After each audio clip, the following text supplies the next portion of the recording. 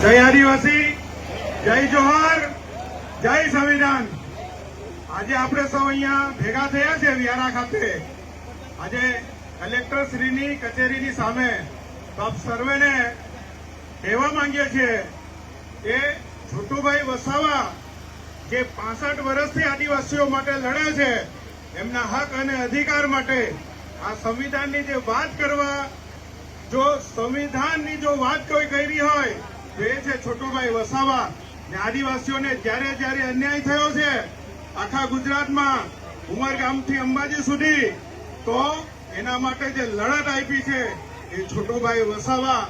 આજે ભારત આદિવાસી સંવિધાન સેના, હું એવું નથી કહેતો, અહીંયા ઘણા સંગઠનો છે આદિવાસીઓના, તો આદિવાસીઓના જો હક ને અધિકાર માટે જો મજબૂતાઈથી લડવું હશે તો દરેક સંગઠનોએ એક મંચ પર આવવું પડશે અને આ સરકારોને જડબાતોડ જવાબ આપવો પડશે।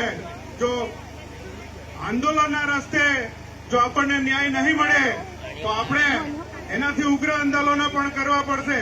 જો આપણા હક ને અધિકારો જો આ જ રીતે છીનવી લેવામાં આવશે, આદિવાસી વિસ્તારોમાં જેટલી બી સંપત્તિ આવેલી છે, ખનિજ સંપત્તિઓ, તો આજે આ સરકારો આદિવાસીઓ સંપત્તિ બી લૂંટી રહ્યા છે અને આદિવાસીઓને વિસ્થાપન પણ કરી રહ્યા છે।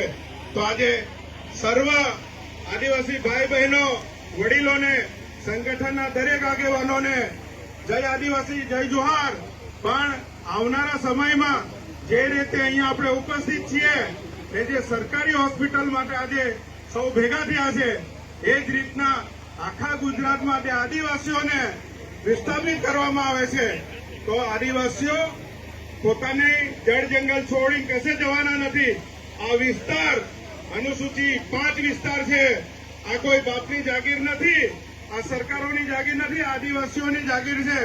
તો એટલા માટે હું કહેવા માંગુ છું કે આ રીતના આપણે હજુ ઉગ્ર આંદોલનમાં આમની સામે લડીશું અને જે આપણા હક ને અધિકાર જે છીનવાય છે એ હક ને અધિકાર આપણે લેવા માટે સંઘર્ષ પણ કરીશું, શિક્ષિત બી બનીશું ને સંગઠિત બી થઈશું।